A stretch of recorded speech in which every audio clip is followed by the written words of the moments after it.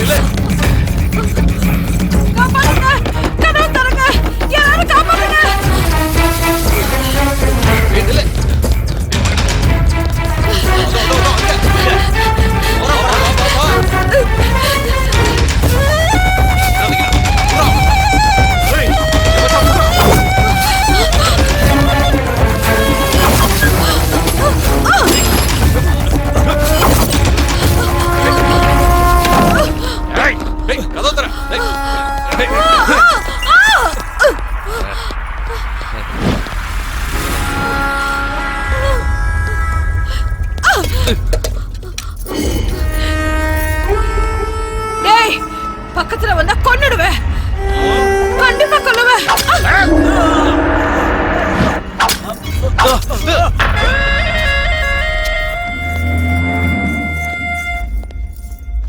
பக்கத்துல வந்தீங்க வெட்டி கூறு போட்டுருவேன். இந்த இடத்துக்கு அவங்க தனியா வந்ததுனால அந்த சந்தர்ப்பத்தை நல்லா பயன்படுத்தி அப்பாவியான இந்த சகுந்தலாவோட சாவுக்கு காரணம் ஒரு அடையாளம் தெரியாத விலங்குன்னு விசாரணையில தெரிய வந்திருக்கு. சார் இது கிளியரா ரேப் அண்ட் மர்டர் கேஸ் தானே சார்? மூடிக்கிட்டு சொன்னதை மட்டும் எழுது. யோ, யார் அவளோட புருஷன்? ஏ ராமு, சார் கூப்பிடாரு, வந்து தொலை.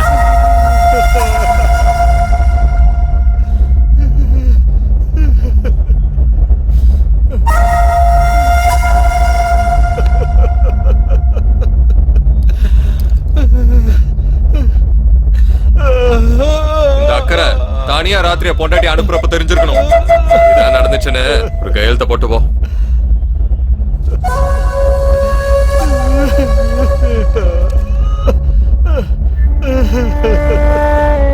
இதெல்லாம் அநியாயம்.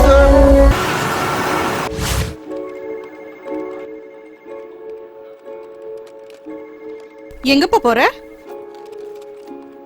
வந்து சொல்றேன். என் பேரு சுஜாதா. நான் ஒரு சாஃப்ட்வேர் இன்ஜினியர். இத்தனை நாள் நான் ஏசி ரூம்ல உட்காந்து என் டீம் கூட நான் நிறைய ப்ராஜெக்ட் பண்ணிருக்கேன்.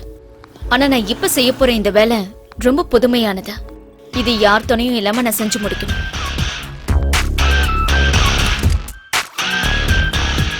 ஒருத்தனை கொல்லணும், வெறி தீர்ற வரைக்கும் கொல்லணும். அதுதான் என்னுடைய புது ப்ராஜெக்ட்.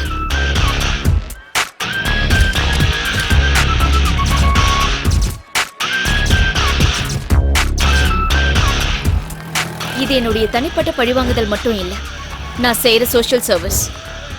வைரஸ் அப்பப்ப கிளீன் பண்ணா மட்டும்தான் சிஸ்டம் நல்லா இருக்கும். என்கிட்ட இருக்கிற சக்தியால மட்டும் அவனை கொன்னுட முடியாது. ஆனா எனக்குள்ள இருக்கிற அந்த பகை கண்டிப்பா எனக்கு சக்தியை கொடுக்கும்.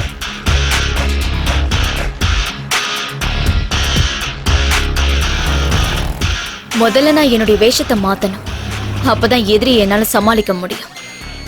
யுத்தம் ஆரம்பிக்கிறதுன்னு தெரியறதுக்கு முன்னாடியே அவனுடைய கதையை நான் களத்துல முடிச்சாகணும்.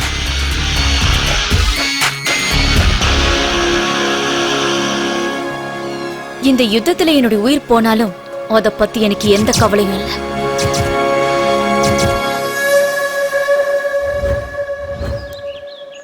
எங்கம்மா போற? காந்தி நகர் குப்பத்துக்குக்கா. நானும் அங்கதான் இருக்கேன். ஆனா நான் உன்னை பார்த்ததே இல்லையே. நான் வேற ஊர்ல இருந்தேன். ரொம்ப நாள் கழிச்சுதான் இப்ப வந்திருக்கேன். ஆட்டோ, காந்தி நகர் குப்பத்துக்கு வரீங்களா? ஏறுமா. போயிட்டு வாமா. நீங்களும் அங்கதானே போறீங்க, வாங்கக்கா.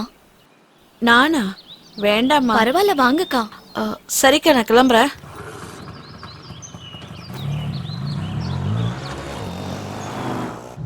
நம்ம ஏரியால கோட்டின்னு ஒரு ராட்சசம் இருக்கான். மனுஷ உருவத்துல இருக்க அரக்க பாக்குற பொண்ணுங்களை எல்லாம் நாசம் பண்ணாம விட மாட்டான். அதை யாரும் தட்டி கேட்க மாட்டாங்களா? எதிர்த்து கேள்வி கேட்டா கொன்னுடுவான். போலீஸ்காரங்க, அரசியல்வாதிங்க எல்லாம் அவனுக்கு சப்போர்ட். ஏன் இங்கே நிறுத்திட்டீங்க? உள்ள போங்க. உள்ளெல்லாம் வர முடியாதுமா, இங்க இறங்கிக்கோங்களேன். சொன்னேன்ல, அதான் நம்ம குப்பம்.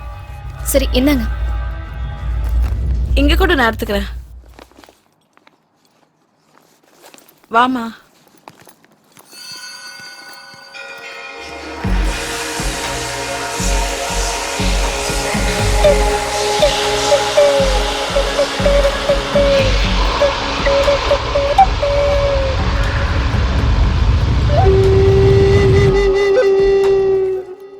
இன்னைக்கு ஹோலி பண்டிகையில குப்பமே ரொம்ப அராஜகமா இருக்கும்.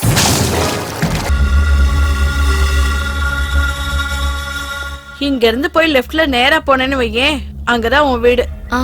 நானும் உன் கூட வந்திருப்பேன். இப்பவே லேட் ஆயிடுச்சு. வீட்டுக்கு போய் குழந்தைக்கு பால் கொடுக்கணும். பரவாயில்லக்கா, நீங்க போயிட்டு வாங்க.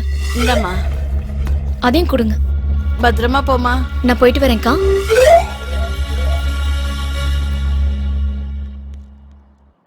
இத பாருமா, எவ்வளவு சீக்கிரம் உன் வேலையை முடிச்சிட்டு கிளம்பணுமா அவ்வளவு சீக்கிரம் முடிச்சிட்டு கிளம்பு. நான் சொன்னேன் இல்ல, பாதுகாப்பான இடம் இது இல்ல. சரிக்கா.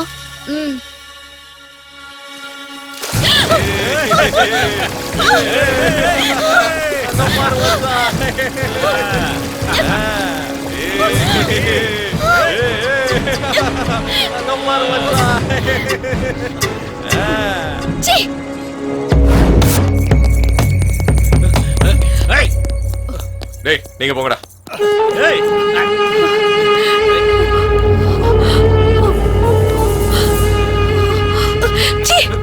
சின்னவங்க பெரியவங்க தெரியாத உனக்கு?